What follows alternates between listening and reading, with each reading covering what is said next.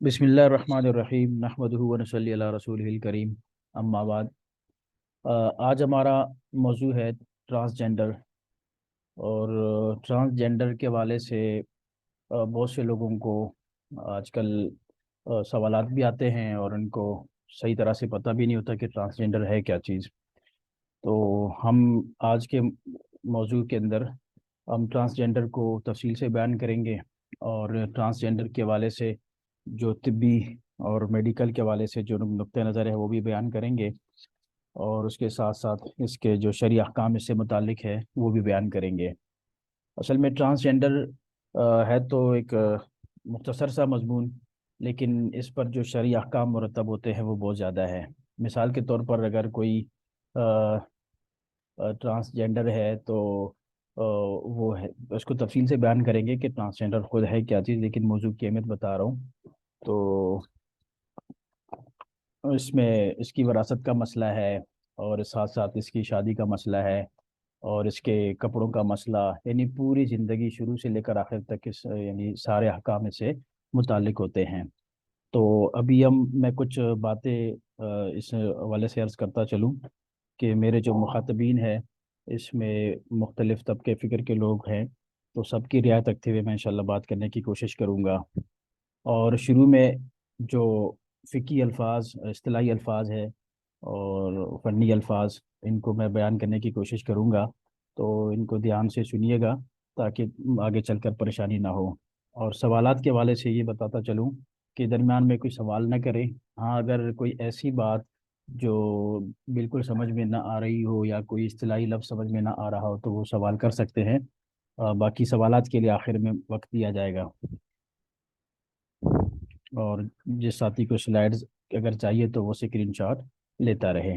अभी हम इसमें चलेंगे क्या और इस मुहाज़रे में हम क्या पेश कर रहे हैं। उसमें पहली बात तो ये है कि हम मौजू का तारुफ पेश करेंगे और इसके बाद हम इसमें जो फ़नी और इस्तिलाही अल्फाज है उसकी वजाहत करेंगे। फिर ट्रांसजेंडर की तारीख़ी पस मंज़र बयान करेंगे और उसकी अक़साम बयान करेंगे और तिब्बी नुक्ते नज़र क्या है ट्रांसजेंडर के वाले से, शरई नुक्ते नज़र क्या है। और फिर हम इसमें एक ख़ात्मे में पूरी बात को कंक्लूड करने की कोशिश करेंगे। और आखिर में सवाल जवाब का जो सेशन होगा वो अलग से होगा, 10 से 15 मिनट का इंशाल्लाह। देखिए, सबसे जो पहली बात है वो जिन्स की है। जिन्स किसे कहते हैं? और इसको अरबी में जिन्स कहते हैं, उर्दू में भी जिन्स का लफ्ज़ इस्तेमाल होता है। अरबी में इसको अंग्रेज़ी में इसको जेंडर कहते हैं। तो जिन्स की शनाख्त कैसे होती है? यानी हम किसी को अगर मर्द कहते हैं तो वो किस बुनियाद पर उसको मर्द कहते हैं, अगर किसी को औरत कहते हैं तो वो किस बुनियाद पर उसको औरत कहते हैं। तो जिन्स की जो शनाख्त है उसके हवाले से बुनियादी बात जो है वो ज़ाहिरी आज़ा की है और दाखिली जो एहसासात की है। देखें, इसमें दो चीज़ें हैं। एक इंसान के ज़ाहिरी आज़ा है और एक उसके अंदर जो दाखिली एहसासात है।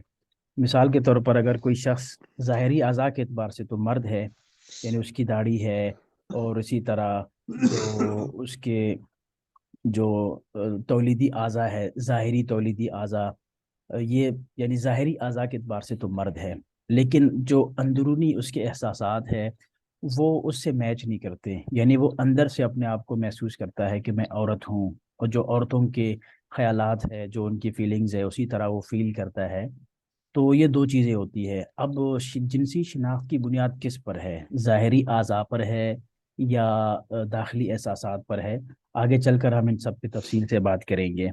तो ट्रांसजेंडर है क्या चीज़? ट्रांसजेंडर को मैं आगे मज़ीद वजाहत से बताऊंगा, लेकिन अब इतना समझ ले कि ट्रांसजेंडर जो ना कहते हैं उसको जो जिसके ज़ाहिरी आज़ा और दाखिली जो एहसासात है उनके दरमियान फ़र्क हो। यानी जैसे कि मैंने अभी जिक्र किया कि ज़ाहिरी अज़ा के एतबार से तो वो मर्द हो, लेकिन अंदरूनी उसके जो जज्बात और एहसासात है उसके एतबार से वो अपने आप को औरत तस्वुर करता हो, तो उसको कहते हैं ट्रांसजेंडर। दर हकीकत ये कोई बीमारी होती है जिसको जेंडर डायस्फोरा भी कहते हैं, जीआईडी भी कहते हैं, जेंडर आइडेंटिटी डिसऑर्डर कहते हैं इसको। तो ट्रांसजेंडर मुख्तसर अल्फाज में मैंने मौजू का तारुफ पेश किया। ابھی میں فنی اور جو اصطلاحی الفاظ ہے ان کی ایک ایک کر کے وضاحت کروں گا. اس پورے معاشرے کی جو بنیاد ہے اس کے اندر یہ بہت اہم بات ہے تاکہ اصطلاحات سے واقفیت ساتھیوں کو ہو جائے. ٹرانسجینڈر اور خنثی. ٹرانسجینڈر کسے کہتے ہیں؟ ٹرانسجینڈر کا میں نے ابھی بتا دیا کہ کوئی مرد ہو یا کوئی عورت ہو، اپنے ظاہری جو اس کے جنسی اعضاء ہے یا اندرونی جنسی اعضاء ہے وہ مرد کے ہو مثال کے طور پر، لیکن وہ اپنے آپ کو اندر سے احساسات اور جذبات کی بنیاد پر وہ مرد تصور نہ کرتا ہو، اس کو ٹرانسجینڈر کہتے ہیں. اسی طرح اگر کوئی عورت ہو، ظاہری اعضاء کے اعتبار سے تو وہ عورت ہے، اسی طرح اندرونی تولیدی اعضاء کے اعتبار سے تو عورت ہے، لیکن وہ جو داخلی احساسات ہے، اس کے جذبات ہے، اس اعتبار سے اپنے آپ کو وہ مرد تصور کرتی ہے، اس کے خیالات ایسے ہیں کہ میں مرد ہوں، تو اس کو ٹرانسجینڈر کہتے ہیں. اور یہ ایک بیماری ہوتی ہے. اور اس کے مقابلے میں ایک اور لفظ استعمال ہوتا ہے خنثی کا، وہ بہت مشہور بھی ہے، عربی کا لفظ ہے، اردو میں بھی استعمال ہوتا ہے. یہ اس کو انٹرسیکس بھی کہتے ہیں اور ہرمافروڈائٹ بھی اس کو کہتے ہیں انگریزی کے اندر. خنثی کیا ہے؟ خنثی اس کو کہتے ہیں کہ جس کے اندرونی جنسی تولیدی اعضاء کے اعتبار سے کوئی مرد ہو، لیکن اس کے جو ظاہری اعضاء ہے اس میں کوئی نقص موجود ہو، اس کو خنثی کہتے ہیں. اور اسی طرح مخنث، خیر مخنث تو ایک اور چیز آتی ہے. تو خنثی کہتے ہیں اس کو جس کے کوئی اندرونی اعضاء کے اعتبار سے، تولیدی اعضاء کے اعتبار سے تو عورت ہو مثال کے طور پر، لیکن اس کے جو ظاہری اعضاء ہے اس کے ظاہری اعضاء مرد جیسے ہو، یعنی مشتبہ ہو دونوں آپس میں، اس کو خنثی کہتے ہیں. یعنی جو خنثی جو کا جو لفظ ہے یہ عام ہے، اور جو ٹرانسجینڈر کا جو لفظ ہے یہ خاص ہے. یعنی خنثی ایک عمومی معنی رکھتا ہے اور ٹرانسجینڈر اسی کا ایک فرد ہے. یعنی ایک کامل مرد ہوتا ہے، ایک کامل عورت ہوتی ہے، جس کے ظاہری اور اندرونی جنسی تولیدی اعضاء کے اندر کوئی اشتباہ ہو، اس کو خنثی کہتے ہیں. اور ٹرانسجینڈر کس کو کہتے ہیں؟ ٹرانسجینڈر تو کامل مرد ہوتا ہے یا کامل عورت، لیکن اس کے اندرونی احساسات اور جذبات اس کے اندرونی جنسی تولیدی اعضاء اور ظاہری تولیدی اعضاء کے برخلاف ہوتے ہیں، اس کو ٹرانسجینڈر کہتے ہیں. کہنے کا مطلب یہ ہوا کہ یہ دونوں الفاظ ٹرانسجینڈر اور خنثی یہ دونوں نہ ایک دوسرے کے مترادف ہے نہ ایک دوسرے کے متضاد ہے، بلکہ خنثی جو نا، یہ میں نے یہاں پہ الٹا کر دیا اس کو میں نے بتاتے ہوئے، ٹرانسجینڈر عام ہے اور خنثی جو نا خاص ہے. یعنی ٹرانسجینڈر ہر اس شخص کو کہتے ہیں کہ جس کے اندرونی تولیدی اعضاء اور بیرونی تولیدی اعضاء کے درمیان اشتباہ ہو، یا اگر کوئی ایسا فرد ہو جو کامل مرد ہو لیکن اندر سے اپنے آپ کو عورت خیال کرتا ہو، یا کامل عورت ہو اپنے آپ کو اندر سے مرد خیال کرتا ہو یا کرتی ہو، تو اس کو کہتے ہیں ٹرانسجینڈر. تو ٹرانسجینڈر عام ہے اور خنثی خاص ہے.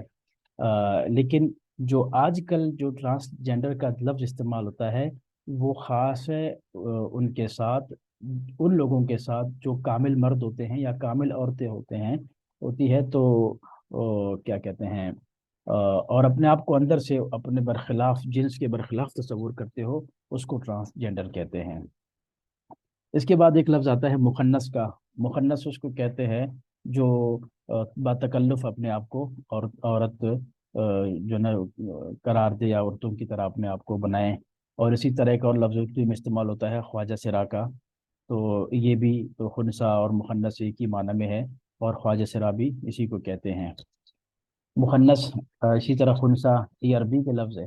باتکلف اگر کوئی زنانہ چھال ڈال اپنائے تو اس کو خنثی کہتے ہیں، مخنث بھی کہتے ہیں اس کو. اسی طرح ایک اور لفظ ہے خواجہ سرا کا، جسے میں نے ابھی ذکر کر دیا. اس کے لیے ایک اور لفظ آتا ہے خسی کا، وہ بھی اسی کے لیے استعمال ہوتا ہے، خواجہ سرا کو کہتے ہیں. ہجڑا بھی اس کو کہتے ہیں، اس کو زنخواہ بھی کہتے ہیں اردو کے اندر. ابھی میں نے جیسے ذکر کیا کہ ٹرانسجینڈر، تو ایک ہے ٹرانسفوبیا. ٹرانسفوبیا کا مطلب یہ ہے ایسے لوگ جو کامل مرد ہو یا کامل عورت ہو، لیکن ان کے اندرونی احساسات اور جذبات ان کے ظاہری یا اندرونی جنسی تولیدی اعضاء کے برخلاف ہو، اور ایسے لوگوں کو معاشرے کے اندر اچھا نہیں سمجھا جاتا، ان کو पस्त समझा जाता है, उनको उनके साथ अच्छा सलूक नहीं किया जाता, उनको डराया जाता है, उनको धमकाया जाता है, तो उनसे यानी निचले दर्जे का सलूक किया जाता है, उनको तसव्वुर किया जाता है। तो इस कैफियत को, इस मामले को ट्रांसफोबिया कहते हैं। इसी तरह एक इस्लामोफोबिया भी एक लफ्ज़ आप लोगों ने सुना होगा। तो यानी किसी चीज़ के खिलाफ कोई मनफी तसव्वुरात रखना, मनफी बात करना, मनफी राय रखना, इसको फोबिया कहते हैं, खौफ के माना में आता है। तो ट्रांसफोबिया का ये माना है। और इसी तरह एक सब्जेक्ट है आजकल पाकिस्तान में 2016 से राइज हुआ है, उसको जेंडर स्टडीज़ कहते हैं। जेंडर स्टडीज़ में इसी चीज़ को पढ़ा जाता है। इसकी बुनियाद उसके ऊपर है, अंदरूनी एहसासात और जज्बात की के ऊपर है। यानी अगर कोई औरत है, उसको वो औरत क्यों है, यानी उसके ज़ाहिरी जिनसी जो आज़ा है, उसके बरखिलाफ उस औरत को समझने की वो कोशिश करते हैं। यानी उसके जज्बात और उसके ख्यालात क्या है, यानी इसका जो सारा दारो मदार है वो जज्बात और ख्यालात के ऊपर है। तो जेंडर स्टडीज़ के अंदर इसी को स्टडी किया जा रहा है। और फेमिनिज्म जो ख़वातीन यानी हुकूक निस्वा के हवाले से जो तहरीक चल रही है, उसको फेमिनिज्म कहते हैं। इसकी भी काफ़ी लहरें दुनिया में आई है, और पाकिस्तान में भी काफ़ी इस हवाले से शोर बरपा है। मुख्तलिफ़ औकात में फेमिनिज्म की लहरें उठती रहती है। उसमें यही कोशिश किया जाता है कि जो कोई औरत है तो उसको इस बात का इख्तियार दिया जाए कि वो जिस तरह ज़िंदगी गुजारना चाहे, और जिस तरह के जज्बात रखना चाहे, जिस तरह के कपड़े, जिस तरह का हेयर स्टाइल, यानी उसकी पूरी ज़िंदगी के अंदर उसको खुली छूट दे दी जाए। औरत और मर्द का जो ये फ़र्क जो कायम है माशरे के अंदर, ये फ़र्क बिल्कुल ख़त्म हो जाए। तो जेंडर स्टडीज़ के अंदर इस तरह की बातें होती है। बाकी जॉयलैंड एक मूवी है, अभी बनी है, कुछ अरसा हो गया, पाकिस्तान की फिल्म है। और ये इस पर अभी पाबंदी भी लगी है, और ये मसला अभी तक चल रहा है, हल नहीं हुआ है। और ये जो मूवी है, ये सिलेक्ट हुई है आलमी अवार्ड के लिए। लेकिन अभी इसका मामला चल रहा है। इस मूवी की एक बात सिर्फ ये बताता चलूँ कि इसमें यानी हम जिन्स परस्ती को रिवाज देना, और वो भी एक ट्रांसजेंडर के साथ उसका मामला, तो इस तरह की इसके अंदर कुछ चीज़ें दिखाई गई है, जिससे हम जिन्स परस्ती का रुझान बहुत बढ़ने का इम्कान है। और इसको जॉयलैंड कहते हैं। बाकी ट्रांसजेंडर के नाम से एक बिल पाकिस्तान में पास हुआ है, उसको ट्रांसजेंडर पर्सन्स एक्ट कहते हैं। और ये उनके हुकूक की तहफ़्फ़ुज़ के लिए इंशाल्लाह मैं आगे चलकर इस बिल के जो कुछ जो अहम चीज़ें हैं वो भी इंशाल्लाह स्लाइड में दिखा दूंगा। और इनके लिए जो ट्रांसजेंडर्स हैं, इनके लिए कुछ ख़ास अल्फाज इस्तेमाल होते हैं। LGBT, इसमें लेस्बियन है, गे है, बाईसेक्सुअल है, और ट्रांसजेंडर है। लेस्बियन उसको कहते हैं जो जिसके अंदर निस्वानी हम जिन्स परस्ती हो, यानी खवात यानी एक औरत का औरत की तरफ जिनसी मैलान और जिनसी मिलाप, इसको कहते हैं लेस्बियन। इसके मुकाबले में है गे। गे कहते हैं उसको जो मर्द मर्द के साथ जिनसी ताल्लुक़ रखे, उसको गे कहते हैं। इसी तरह बाईसेक्सुअल उसको कहते हैं जो मर्दों की तरफ भी जिनसी मिलाप रखे, मैलान रखे, और औरतों की तरफ भी रखे। और इसके अलावा एक और लफ्ज़ है यूनिसेक्स। यूनिसेक्स उसको कहते हैं कि जिसको हम किसी कैटेगरी में न रख सके, वो किसी कहीं भी उसको हम रख सकते हैं। इसके बाद आता है जेंडर एक्सप्रेशन। जेंडर एक्सप्रेशन का मतलब ये है कि अ, हर शख्स को इस बात का बिल्कुल इख्तियार दे दिया जाए कि वो अपने अपने जिन्स की तायीन खुद करे। यानी हर शख्स को इस बात का इख्तियार दे दिया जाए कि वो मर्द है या औरत है, इसका फैसला उसने खुद करना है। इसका फैसला बिल्कुल उसके हाथ में दे दिया जाए। इसका फैसला न कुदरत के हाथ में है, ना अल्लाह ताला के हाथ में है, अलियाजुबिल्लाह। ना उसके ज़ाहरी अज़ा की बुनियाद पर हम इसका फैसला कर सकते हैं, ना उसके अंदरूनी अज़ा की बुनियाद पर उसको उसका फैसला कर सकते हैं, उसके मर्द होने का, उसकी औरत होने का। यानी इस बात का मुकम्मल इख्तियार हर बंदे को दे दिया जाए कि वो अपने जो ना जिन्स के बारे में खुद वो फैसला कर ले। उसको कहते हैं जेंडर एक्सप्रेशन। ये जो निशान आपको नज़र आ रहा है, ये आजकल, ये आज की दुनिया में ये मेल जेंडर को यानी मर्द को ज़ाहिर करने के लिए इस्तेमाल होता है। इसके अलावा जो ये निशान है, ये औरत के लिए इस्तेमाल होता है।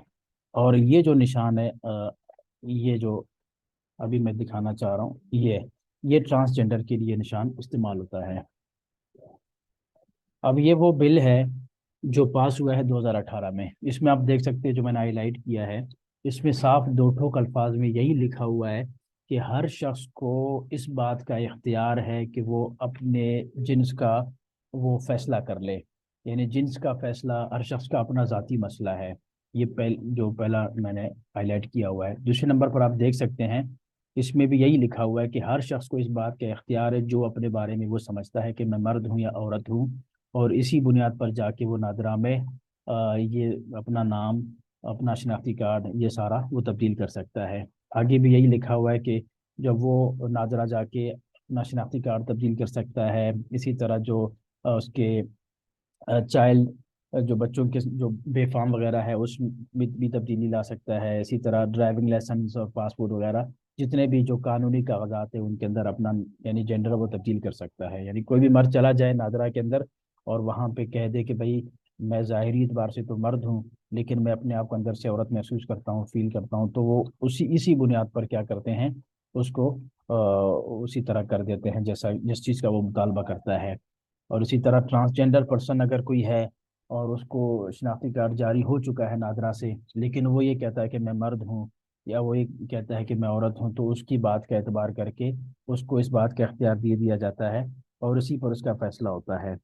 और जो रिपोर्ट्स वगैरह आई है, अब तक पाकिस्तान में तकरीबन 40,000 लोगों ने नादरा जाकर अपने जो ना अपनी जेंस तब्दील करवाई है, यानी जेंडर तब्दील करवा चुके हैं, वो ट्रांसजेंडर बन चुके हैं। और इसमें ज़्यादातर तादाद उनकी है, मर्दों की है। तो ये तारीख़ी पस मंज़र में ज़्यादा मैं नहीं जाऊँगा। ये इराक़ का इलाका है, सोमेरियन। तो वहाँ के एक बुत है, मुज़क्कर बुत गाला नाम से, उसके बारे में भी यही मिलता है किताबों में कि वो भी ट्रांसजेंडर जो ना था। इसी तरह रूम के अंदर एक बुत थी मोहनस गाली के नाम से। और इसी तरह इनका जो हिंदुस्तान के अंदर, हिंदुस्तान की तारीख में भी इनका तज़किरा मिलता है। और आज की दुनिया में तकरीबन 50 लाख के करीब जो ट्रांसजेंडर है यानी जो हिजड़े हैं वो हिंदुस्तान में रहते हैं। और इसी तरह अरब के अंदर भी इनका तज़किरा मिलता है और इनका वजूद था। तो इसका मतलब ये हुआ कि जो ट्रांसजेंडर है और जो मुहन्नस है, ये आज से नहीं है बल्कि शुरू से ये मामला चल रहा है। अब मसला अब तक तो मेरे ख्याल में वाज़ेह हो गया है। अगर किसी को अब तक कोई परेशानी है किसी इस्तिलाह को समझने में तो वो पूछ सकता है, वरना फिर मैं आगे चलता हूँ।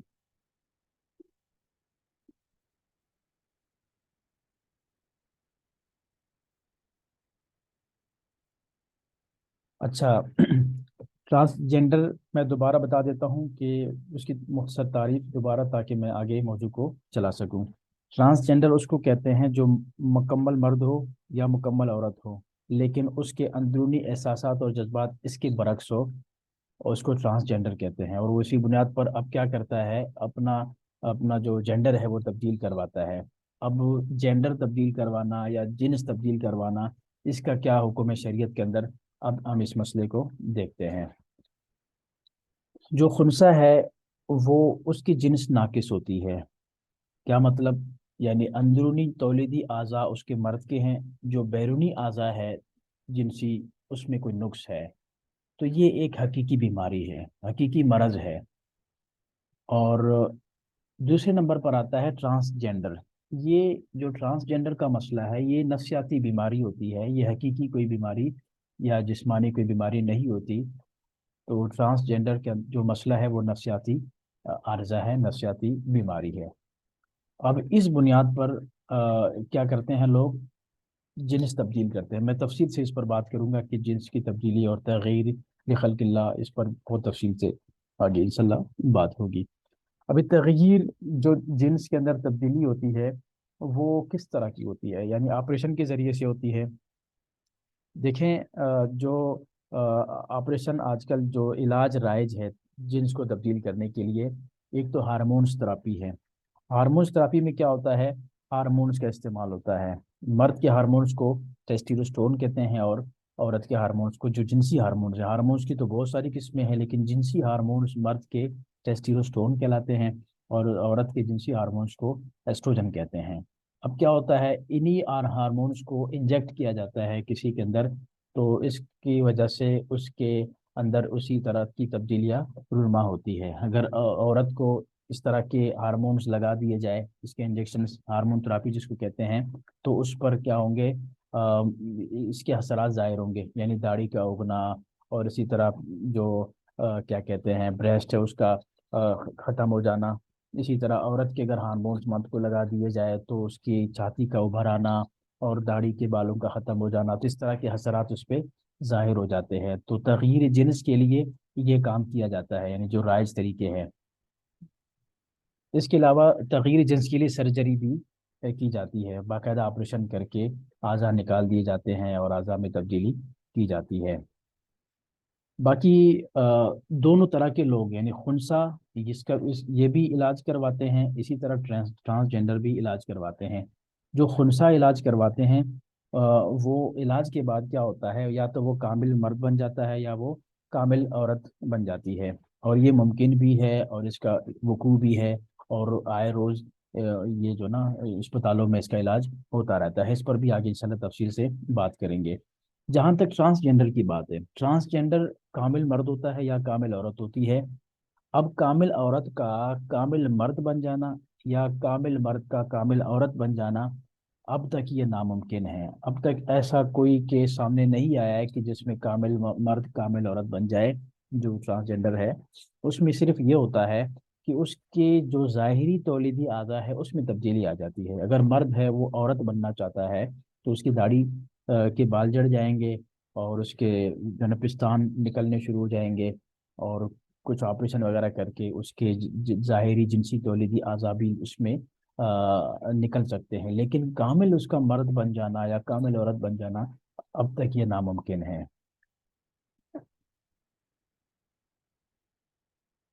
اب سوال یہ پیدا ہوتا ہے کہ اگر کوئی مرد ہے یا کوئی عورت ہے، اس کی تعین کیسے کی جائے، جو اس کو کہتے ہیں تعین جنس کا مسئلہ. تو جنس کی تعین کیسے کریں اور کس بنیاد پہ کریں؟ تو دیکھیں اس حوالے سے تغییر جو جنس ہے، یعنی جنس تبدیل کرے یا نہ کرے، اس کی بنیاد جو ہے یہ تعین جنس کے اوپر ہے. یعنی پہلے جنس کی تعین ہوگی، اس کے بعد پھر ہم اس کو تبدیل کرنے کی بات کریں گے. تو اس کی دو صورتیں ہیں. پہلی صورت یہ ہے کہ یعنی یا تو کوئی کامل مرد ہوگا یا کوئی کامل عورت ہوگی. اس میں پھر دو چیزیں ہیں، ایک اس کی جسمانی حالت ہوگی اور ایک اس کے داخلی احساسات ہوں گے. جسمانی ظاہری حالت اس کو سیکس کہتے ہیں، یا اندرونی تولیدی اعضاء یا بیرونی جو تولیدی اعضاء ہے اس کو سیکس کہتے ہیں. اور جو داخلی احساسات اور جذبات ہے اس کو جینڈر کہتے ہیں. یعنی جنس کی تعین کس بنیاد پر کرے، جنسی حالت پر، جسمانی حالت پر کرے یا داخلی احساسات پر کرے، اس کا مدار کیا ہے؟ تو اس کا مدار یہ تو بالکل یقینی بات ہے، عقلاً شرعاً میڈیکل کے اعتبار سے، ہر اعتبار سے یہ متعین ہے کہ تعین جنس کا جو دار و مدار ہے وہ سیکس کے اوپر ہے، وہ جینڈر کے اوپر نہیں ہے. لیکن مغرب میں چونکہ جو تصورات پائے جاتے ہیں وہ خالصتاً عقلی بنیاد پر ہے، اور عقل بھی، مطلب میں نے جیسے ابھی ذکر کیا کہ عقلی اعتبار سے بھی یہ بات ثابت ہے کہ کسی کی جنس کی تعین کا جو دار و مدار ہے وہ اس کی جسمانی حالت ہے. لیکن چونکہ ایک چیز جب حد سے بہت بڑھ جاتی ہے تو پھر اس میں غلطی کے امکانات بہت زیادہ ہوتے ہیں. تو پوری دنیا کے اندر تعین جنس کا دار و مدار وہ سیکس ہے، لیکن مغرب کے اندر تعین جنس کا جو دار و مدار ہے وہ جینڈر کے اوپر ہے. دیکھیں میں نے جیسے پہلے ذکر کیا کہ جینڈر کا جو مسئلہ ہے، ٹرانسجینڈر کا جو مسئلہ ہے، یہ نفسیاتی بیماری ہے. یعنی مغرب میں جو تصور ہے وہ یہ ہے کہ اگر کوئی مرد اپنے آپ کو اندر سے یہ تصور کرتا ہے کہ میں عورت ہوں، تو پھر اس کو اس بات کا حق ہے کہ وہ عورت ہے اور اپنا شناختی کارڈ بھی تبدیل کر سکتا ہے، عورتوں کے تمام حقوق اس کو مل سکتے ہیں. دیکھیں یہ نفسیاتی بیماری ہے. اس کی مثال ہم یوں لے لیں، اگر کوئی شخص ہے بالکل جو نا مزدور آدمی ہے، لیکن وہ اپنے آپ کو اندر سے صدر تصور کرتا ہے، اپنے آپ کو وزیر اعظم خیال کرتا ہے، تو کیا کوئی دنیا کا ایک شخص کہہ سکتا ہے کہ وہ اس طرح تصور کرنے سے صدر بن گیا یا وزیر اعظم بن گیا؟ تو ظاہر سی بات ہے اس کا جواب نفی میں ہے۔ تو جب یہ جواب نفی میں ہے تو پھر یہاں پہ تو بطریق اولا نفی میں جواب ہوگا، اور یہ ممکن بھی نہیں ہے کہ کسی چیز کے تصور سے بندہ اس طرح بن جائے۔ تو یہ صرف ایک وہم ہے، یہ کوئی حقیقت نہیں ہے۔ تو لہذا مغرب میں جو تصور ہے وہ جینڈر کے اوپر ہے، تعین جنس کا جو دار و مدار ہے وہ جینڈر ہے۔ دیکھیں، کامل عورت کا مرد بن جانا، کامل مرد کا عورت بن جانا، یہ تو بہت بڑی بات ہے، لیکن شریعت کے اندر ظاہری جو مشابہت ہے اس کو بھی مجھے بے لعنت قرار دیا گیا ہے۔ جیسے آپ حدیث شریف ملازر فرما لیجئے کہ حدیث شریف میں اللہ رسول اللہ اسلام فرماتے ہیں کہ لعنت ہو مخنثین پر من الرجال والمترجلات من النساء، ان مردوں پر عورت ہو جو عورتوں کی طرح چال ڈھال اختیار کرتے ہیں، عورتوں کی طرح اپنے آپ کو بناتے ہیں، اسی طرح ان عورتوں پر لعنت ہو جو مردوں کی طرح۔ تو میں یہ کہہ رہا ہوں کہ شریعت نے تو ظاہری مشابہت کو ممنوع قرار دیا ہے، باقی اپنی جنس کو تبدیل کرنا یہ تو بہت بڑی بات ہے، اس کی تو ممانعت بہت زیادہ شدید ہے۔ اور جو دوسری صورت ہے وہ داخلی نظام تولید اور ظاہری جنسی اعضاء مشتبہ ہو، یعنی جنس تبدیل کون لوگ کرتے ہیں۔ پہلی صورت میں نے بتا دی، اب دوسری صورت اس کی ہے، یعنی پہلی صورت میں کامل مرد کامل عورت اپنی جنس کو تبدیل کرے، یا جو نا اب اس میں دوسری صورت کے اندر وہ شخص اپنی جنس تبدیل کر لے جس کی جو داخلی تولیدی جو نظام ہے اور ظاہری جنسی اعضاء ہے اس میں اشتباہ ہو، جس کو عام طور پر ہم خنثی کے نام سے ہم جانتے ہیں۔ اگر خنثی جو نا وہ کر لے، کیا کہتے ہیں، جنس تبدیل کر لے، تو اس کا کیا حکم ہے؟ تو بات یہ چل رہی ہے کہ جنس کی تعین کس بنیاد پر ہوتی ہے۔ ابھی جو اس کے حوالے سے دو معیارات ہیں، یہ جو دوسری صورت ہے یعنی کسی شخص کا کہ اندرونی تولیدی اعضاء مرد کے ہو لیکن ظاہری جو جنسی اعضاء ہے اس میں اشتباہ ہو، یعنی عورت کے بھی اس میں اعضاء پائے جاتے ہو۔ اب اس حوالے سے دو معیارات ہیں، ایک قدیم معیار ہے اور ایک جدید معیار ہے۔ قدیم معیار یہ ہے کہ اس کا جو دار و مدار ہے، یعنی تعین جو ہوگی جنس کی، وہ ظاہری جنسی اعضاء کی بنیاد پر ہوگی۔ اس کو ہم ظاہر سے دیکھیں گے کہ جیسے کہ قدیم فقہا نے ذکر کیا ہے کہ وہ پیشاب کہاں سے کرتا ہے، تو پہلے مگر مطلب پیشاب کہاں سے کرتا ہے اس میں دیکھا جائے گا کہ اس کے اندر مرد کے اعضاء غالب ہیں یا عورت کے اعضاء غالب ہیں، تو اس کو مدار بنا کے اس کی جنس کی تعین کی جائے گی، اور اس کو قدیم معیار کہتے ہیں۔ اور اس بنیاد پہ دو ہی صورتیں نکل سکتی ہے، یا تو خنثی غیر مشکل ہوگا یا خنثی مشکل ہوگا۔ خنثی غیر مشکل ہوگا تو اس میں پھر دو صورتیں نکلتی ہے، ایک تو یا تو مرد کے اس میں کی خصوصیات زیادہ ہوں گی یا عورت کی خصوصیات زیادہ ہوں گی، اور خنثی مشکل اس کو کہتے ہیں جس میں دونوں کی خصوصیات یکساں طور پر پائی جاتی ہو، اس میں تعین کرنا مشکل ہو تو اس کو کہتے ہیں خنثی مشکل۔ تو یہ قدیم معیار ہے۔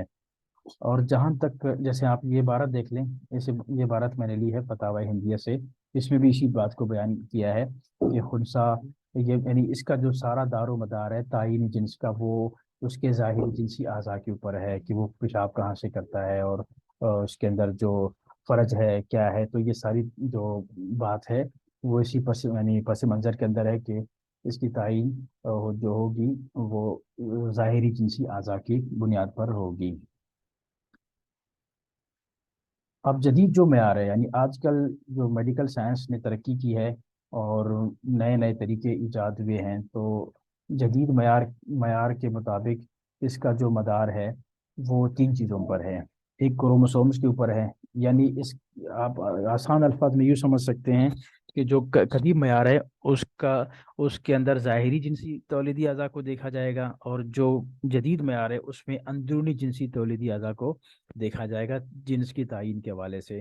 تو پہلے نمبر پر کروموسومز ہے، کروموسومز کی پھر دو قسمیں ہیں، یا تو مرد کے کروموسومز ہوں گے یا تو عورت کے کروموسومز ہوں گے۔ مرد کے اور جو کروموسومز ہے اس کو ایکس وائی سے ریپرزینٹ کرتے ہیں، اور عورت کے کروموسومز کو ایکس ایکس سے ریپرزینٹ کرتے ہیں۔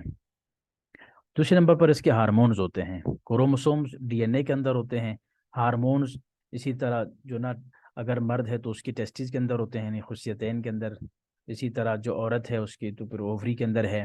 ہارمونز، اور اسی طرح اس کے بعد تولیدی اعضاء کو دیکھا جائے گا۔ تولیدی اعضاء، مرد کے تولیدی اعضاء جو اندر ہے اس کی ٹیسٹس جس کو کہتے ہیں، اور عورت کا کے جو تولیدی اعضاء ہے یعنی اووریز جس کو کہتے ہیں، یعنی بچہ دانی وغیرہ، تو جدید معیار کے مطابق کسی کی جنس کی تعین ان بنیادوں پر ہوگی، یعنی اس کو ایم آر آئی کر کے، الٹرا ساؤنڈ کے ذریعے سے، اور دوسری دیگر ٹیسٹز کے ذریعے سے ان چیزوں کو پرکھ کر جانچ کے ہم یہ کہہ سکتے ہیں کہ یہ مرد ہے یا یہ عورت ہے۔ یہ میں تعین جنس کا مسئلہ بیان کر رہا ہوں۔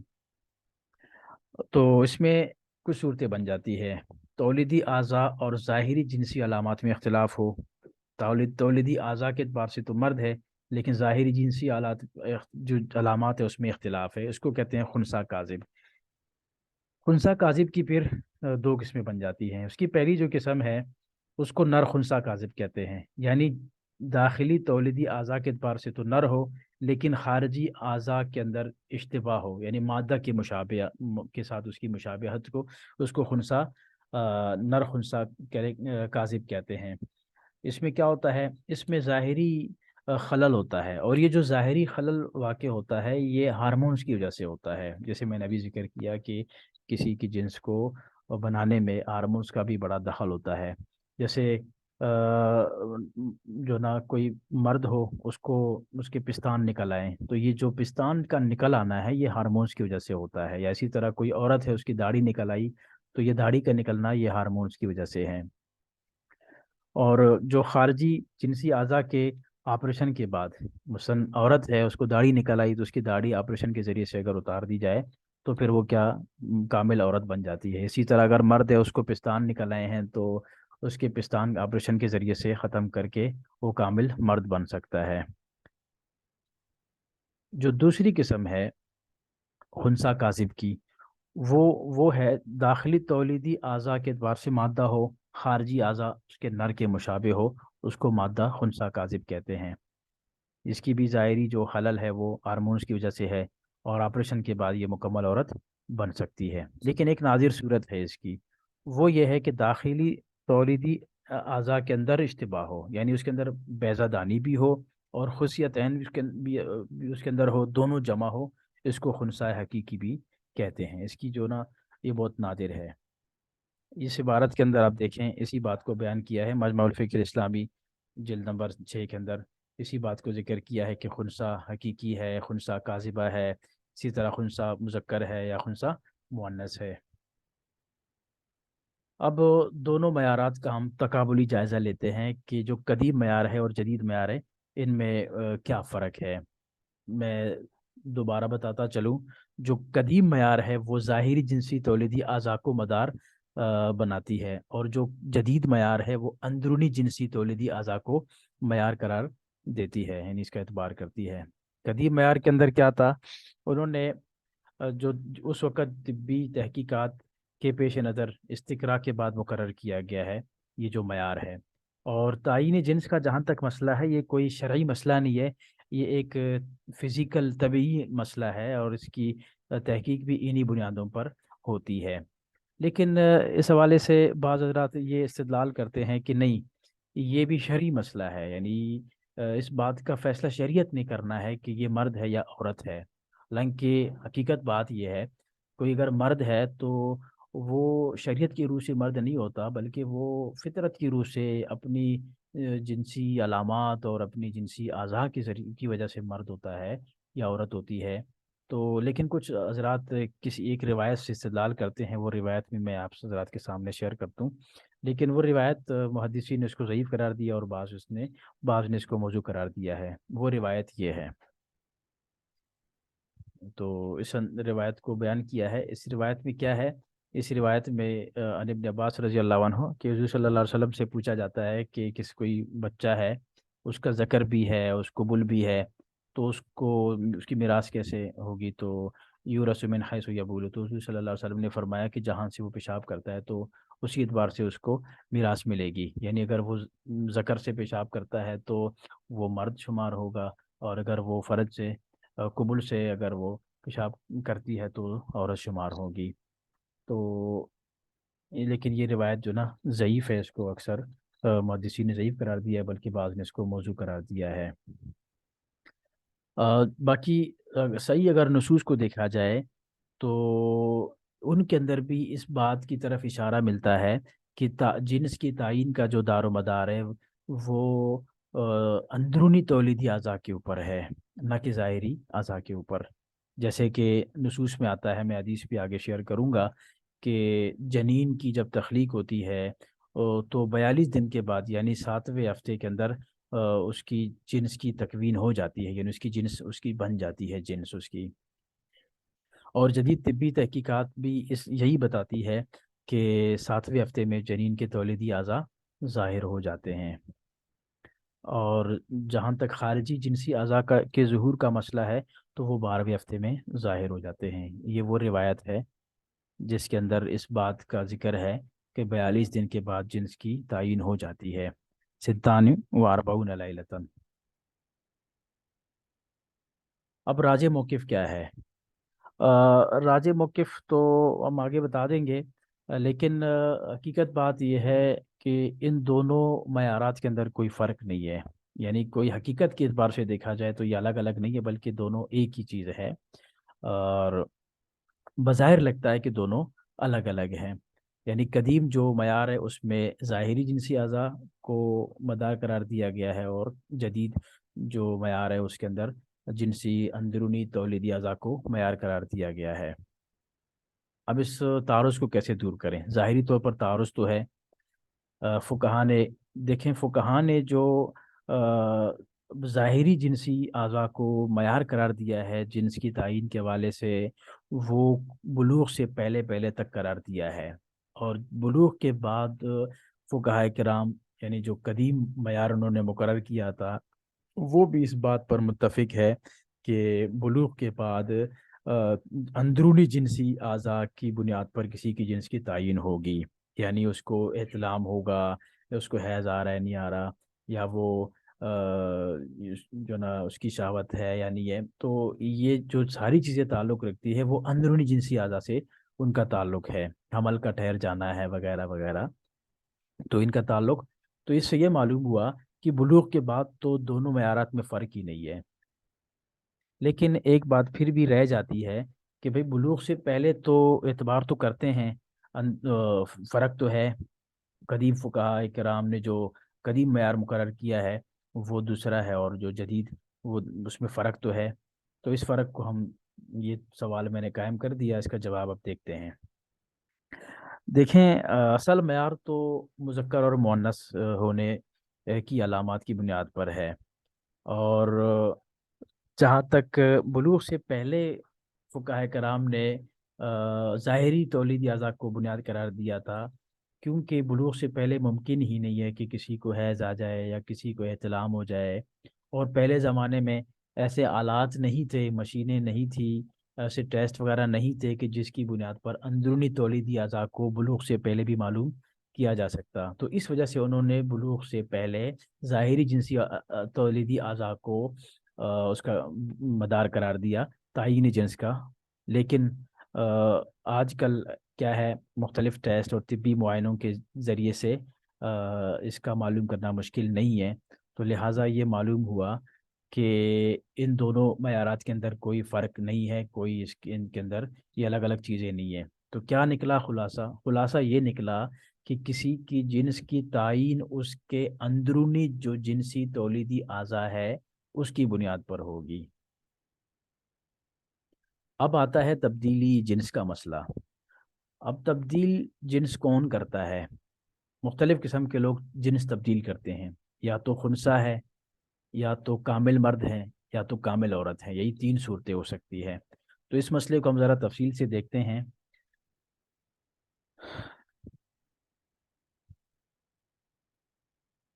دیکھیں، اگر کوئی نفسیاتی عارضے کی بنیاد پر جنس تبدیل کروانا چاہتا ہے، اس کا شرعی حکم ہم بتا دیں گے، یا کوئی حقیقی بیماری کی وجہ سے جنس تبدیل کروانا چاہتا ہے اس کو بھی ہم تفصیل سے دیکھیں گے۔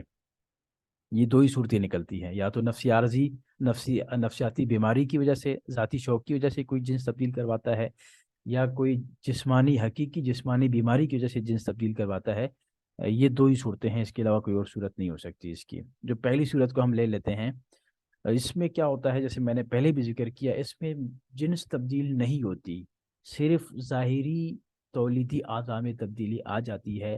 ایسا آج تک کبھی نہیں ہوا کہ کوئی کامل مرد کامل عورت بن جائے یا کامل عورت کامل مرد بن جائے۔ بس صرف اتنا ہوتا ہے کہ ظاہری جو جنسی تولیدی اعضاء ہے اس میں تبدیلی آ جاتی ہے، لیکن اندر سے وہ اپنی پرانی جنس پر ہی برقرار رہتا ہے یا رہتی ہے۔ اس کا حکم کیا ہے؟ اس کا حکم یہ ہے کہ یہ شرعاً ناجائز اور حرام ہے۔ اس پہلی قسم کے لیے کوئی ذاتی شوق کی وجہ سے جنس تبدیل کرتا ہے یا نفسیاتی بیماری کی وجہ سے جنس تبدیل کرواتا ہے، اس کا حکم یہ ہے کہ شریعت نے اس کو ناجائز اور حرام قرار دیا ہے۔ آپ دیکھ سکتے ہیں اس آیت کے اندر، وَلَآمُرَنَّهُمْ فَلَيُغَيِّرُنَّ خَلْقَ اللَّهِ، تو یہ شیطان لوگوں کو امیدیں دلاتا ہے اور ان کو یہاں تک حکم دیتا ہے کہ تم اللہ تعالیٰ کی تخلیق کو تبدیل کر لو۔ تو یہ تخلیق، اللہ تعالیٰ کی جو تخلیق ہے اس کے اندر یہ تبدیلی ہے۔ اور دیکھیں، اس کے ناجائز ہونے پر ایک دلیل پیش کر رہا ہوں کہ خصی ہونا ناجائز ہے کسی مرد کے لیے یا کسی عورت کے لیے۔ اپنی جنسی جو قوت ہے اس کو ختم کر دینا، اس کو زائل کر دینا، یہ ناجائز ہے۔ یعنی اگر کوئی شخص، کوئی مرد اگر خصی ہونا چاہے تو یہ ایک وصف کو زائل کر رہا ہوتا ہے، اور شریعت نے اس کو ناجائز قرار دیا ہے۔ تو ایک وصف کو ختم کر دینا، ضائع کر دینا، یہ ناجائز ہے۔ تو پوری اپنی جو نا مرد ہونے کی صفات کو زائل کر دینا یا عورت ہونے کی مکمل صفات کو زائل کر دینا، تو یہ بطریق اولا ناجائز ہوگا۔ ایک واقعہ ہے، حدیث شریف میں آتا ہے کہ صحابہ نے حضور صلی اللہ علیہ وسلم سے عرض کیا کہ ہم خصی ہونا چاہتے ہیں، تو حضور صلی اللہ علیہ وسلم نے منع فرمایا ان کو، فنہانا عن ذالک۔ تو صحابہ کرام فرماتے ہیں کہ حضور صلی اللہ علیہ وسلم نے ہمیں اس سے منع فرمایا۔ اور اسی طرح میں نے پہلے بھی ذکر کیا کہ یہ میں اس بات پر دلیل دے رہا ہوں کہ نفسیاتی عارضہ یا شوق کی بنیاد پر جنس تبدیل کروانا ناجائز اور حرام ہے۔ تو یہ چھوٹی چیزیں ہیں اس کے مقابلے میں، جب یہ ناجائز اور حرام ہے تو وہ بطریق اولا ناجائز ہے۔ کسی مرد کا عورت کی طرح اپنے آپ کو بنانا، اس کی مشابہت اختیار کر لینا، کسی عورت کا مرد کی مشابہت اختیار کر لینا، اس پر لعنت آئی ہے، اس پر وعید آئی ہے، تو تغییر جنس تو بطریق اولا ممنوع ہے۔ جیسے یہ حدیث ہے، اس کے اندر میں نے پہلے بھی حدیث آپ حضرات کے سامنے دکھا دیا، آپ لوگوں کو اب دوبارہ آ گئی، کہ آپ صلی اللہ علیہ وسلم نے فرمایا کہ اللہ تعالیٰ، حضور صلی اللہ علیہ وسلم نے لعنت فرمائی ہے ان عورتوں پر جو مردوں کی طرح مشابہت اختیار کرتی ہے، اور ان جو نا مردوں پر جو عورتوں کی مشابہت اختیار کرتے ہیں۔ جو دوسری قسم ہے، کون سی؟ یعنی وہ جس کا کوئی حقیقی بیماری ہو، کوئی حقیقی اس کی جسمانی عارضہ ہو، اس بنیاد پر جنس تبدیل کروا لینا۔ اس میں کیا ہوتا ہے؟ داخلی تولیدی اعضاء، دوسرے نمبر پر ہارمونز، اور تیسرے نمبر پر کروموسومز، ان سے جنس کی تعین ہوتی ہے، جیسے میں نے ابھی تفصیل سے اس بات کو ذکر کیا۔ اور طبی تحقیق کی روح سے یعنی ایک جنس کے زمرے میں بندہ آ جاتا ہے۔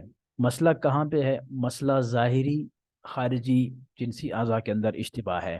تو یہ ایک حقیقی بیماری ہے، اور آج کل علاج کے ذریعے سے، آپریشن کے ذریعے سے، کیموتھراپی کے ذریعے سے، ہارمون تھراپی کے ذریعے سے، اور بہت سارے علاج کے طریقے رائج ہے۔ تو ایسے شخص کا علاج کروانا، علاج کے بعد کامل مرد بن جانا یا کامل عورت بن جانا، اس کی شریعت نے اجازت دی ہے اور اس کی گنجائش ہے۔ اس میں صرف کیا ہوتا ہے، اس میں اندر سے تو کوئی بندہ مرد ہوتا ہے، مثال کے طور پر اس کے ظاہری اعضاء میں اشتباہ ہے، اب اس ظاہری اشتباہ کو دور کرنے کے لیے رائج آپریشن کروایا جاتا ہے۔ تو اس میں کیا ہوتا ہے؟ اس میں حقیقت میں کوئی جنس تبدیل نہیں ہوتی، اس میں جو نا صرف اس کی جنس کی تبیین ہوتی ہے، اس کو مزید واضح کیا جاتا ہے۔ اس کے اوپر مثال کے طور پر گرد ہے، اس گرد کو ہٹا کے اس کو صاف کروایا جاتا ہے۔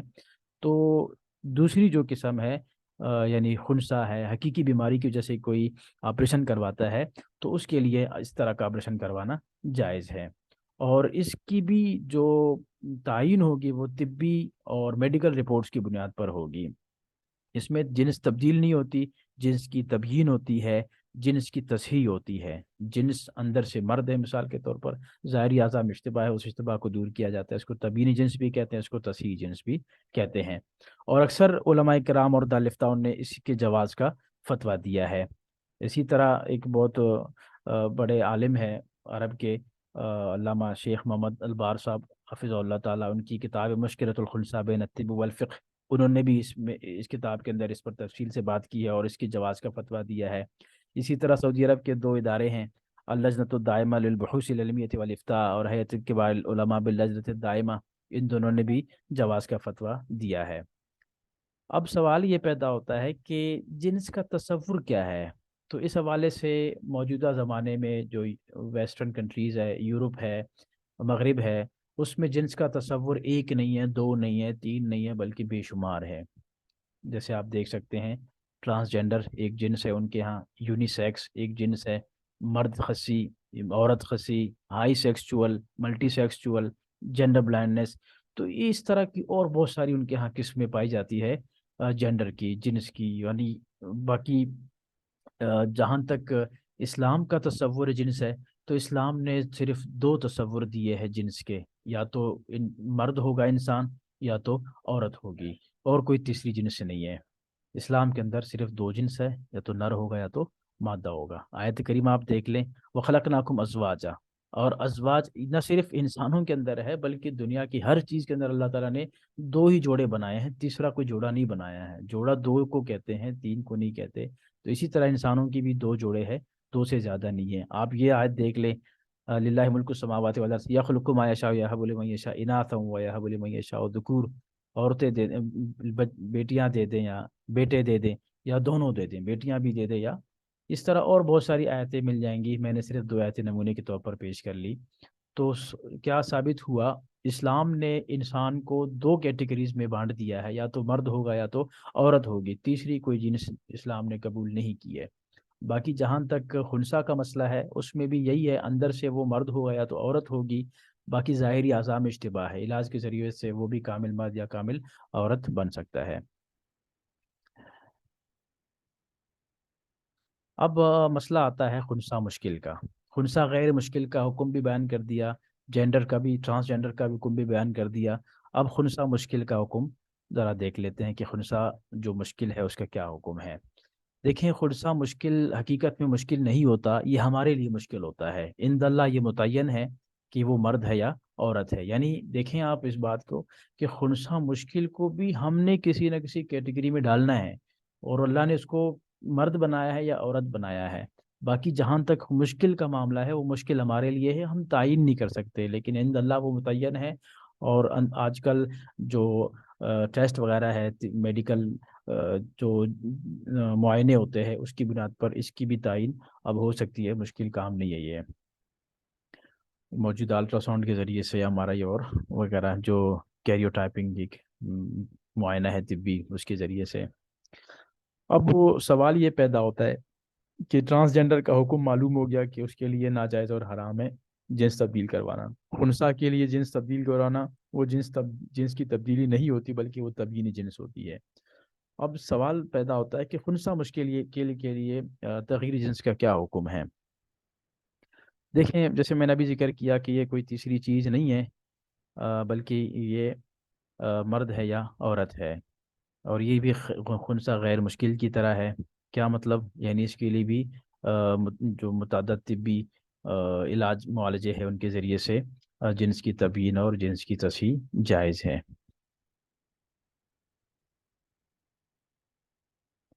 اچھا، اب آگے جو ایک بہت ہی اہم موضوع ہے، وہ ہے تغییر لخلق اللہ۔ مولانا فیصل صاحب، ہم تین ہی ساتھی ہیں، اگر آپ کچھ بولنا چاہتے ہیں تو آپ بولیں۔ اگر میرا تو ذہن میں یہ تھا کہ میں 40 پہ ختم کروں گا، باقی سوالات کے لیے وقت دوں گا، ابھی 50 ہو رہے ہیں، تو اس کو آگے چلاؤں؟ مجھے 5 منٹ اور لگیں گے تقریباً۔ مولانا عرفان صاحب، آپ کو آواز آ رہی ہے؟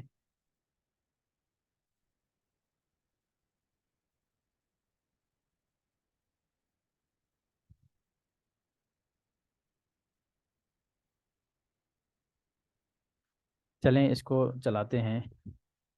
اب آتا ہے مسئلہ تغییر لخلق اللہ، اس کا کیا مطلب ہے؟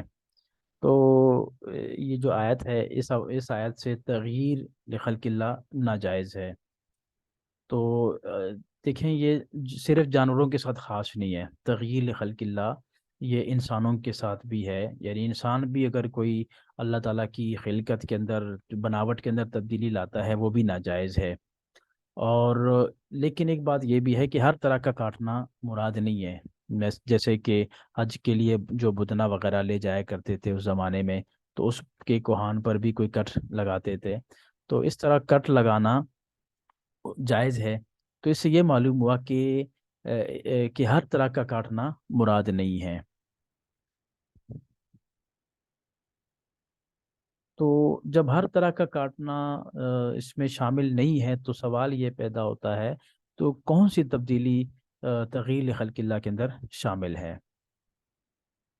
تو اس مسئلے کو ذرا دیکھتے ہیں۔ اس میں مفسرین کے مختلف اقوال ہیں۔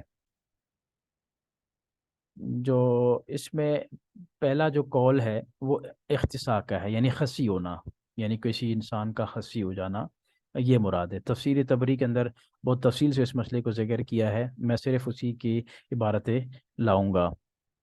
آپ دیکھیں یہاں پہ جو ہے، یہ مختلف روایتیں ذکر کرتے ہیں کہ بھئی فل یغیر خلق اللہ، اس سے کیا مراد ہے؟ ولا آمرنہم، یا آخر میں آپ دیکھ رہے ہیں بِإِخْصَائِهَا، تو بِإِخْصَائِهِمْ یعنی خصی مراد ہے۔ ابھی صرف میں عبارات لاؤں گا اور آپ دیکھتے جائیے کہ اس میں یہی مراد لیا گیا ہے، اس میں بھی یہی مراد لیا گیا ہے، اس میں بھی یہی ہے، اسی طرح یہاں پر بھی۔ یعنی ان تمام روایات کے اندر اس بات کا ذکر ہے کہ یہاں پر تغییر لخلق اللہ سے مراد اختصاء ہے، یعنی خصی ہو جانا ہے کسی انسان کا۔ اچھا، دوسرا جو قول ہے وہ دین اللہ، یعنی اللہ تعالیٰ کے دین کے اندر تبدیلی لانا۔ ابھی جو یہ عبارات ہے، یہ بھی سب تفسیر تبری کی عبارتیں ہیں، انہوں نے بہت ساری روایت جمع کی ہے، جس میں مفسرین نے اس رائے کو اختیار کیا ہے کہ تغییر لخلق اللہ سے مراد تغییر یعنی دین اللہ، اللہ تعالیٰ کے دین کو تبدیل کر دینا۔ یہ دیکھیں آپ، ان تمام روایت کو انہوں نے جمع کیا ہے، اس میں یہی بات بتائی گئی ہے کہ دین اللہ یعنی اللہ تعالیٰ کے دین کے اندر تبدیلی لانا مراد ہے اس سے۔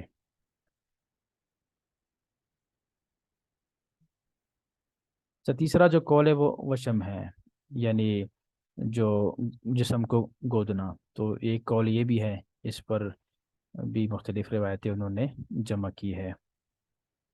راجی قول کیا ہے؟ راجی قول دین اللہ، یعنی اللہ تعالیٰ کے، امام تبری رحمۃ اللہ علیہ نے دین اللہ والے قول کو ترجیح دی ہے، باقی سب اسی میں داخل ہے۔ یعنی جو کوئی اگر وشم کرتا ہے تو بھی اللہ کی دین میں تبدیلی ہے، اگر کوئی آ، جنس تبدیل کر لیتا ہے تو بھی کوئی اختصاص کر لیتا ہے یعنی خصی ہو جاتا ہے، تو بھی وہ اللہ تعالیٰ کے دین کے اندر شامل ہے، کہ یعنی اس میں تبدیلی لاتا ہے، کیونکہ سب گناہ کے کام ہے۔ جب یہ گناہ کے کام ہے تو دین اللہ کے اندر تبدیلی لانا یہ تو بطریق اولا گناہ ہوگا۔ یہ عبارت آپ دیکھ لیں جس میں اس بات کو ترجیح دی گئی ہے کہ صحیح اور راجح قول کیا ہے۔ صحیح اور راجح قول خلق اللہ ہے، باقی مفسرین کی بھی یہی رائے ہے۔ اور اب کون سی تغییر ناجائز ہے؟ دیکھیں، وہ تغییر ناجائز ہے جو ضرر رساں ہوں، جس سے نقصان ہو۔ دوسری بات ہے کسی منفعت کا ذریعہ نہ ہو۔ تو اس سے کیا، اس کا جو مفہوم مخالف نکلتا ہے وہ یہ نکلتا ہے، ایسی تبدیلی جو ضرر رسا نہ ہو، کسی منفعت کے لیے ہو، کسی منفعت کا ذریعہ بنے، تو ایسی تبدیلی، ایسی تغییر یہ جائز ہے اور اس کی ممانعت نہیں ہے۔ تو خنثی مشکل کے لیے ایک جنس اختیار کرنا نافع ہے۔ خنثی غیر مشکل کی تفصیل سے بیان کر چکا ہوں۔ اب خنثی مشکل جو ہے، اس کے لیے کہ ایک جنس اختیار کر لینا یہ نافع ہے، لہٰذا کسی علاج کے ذریعے سے اس کی جنس کی تبیین اور تصحیح بھی جائز ہے۔ تو یہاں تک میرا محاضرہ مکمل ہو گیا، اور سوالات کی نشست ہے۔ اب کسی کا کوئی سوال ہو تو پوچھ سکتا ہے۔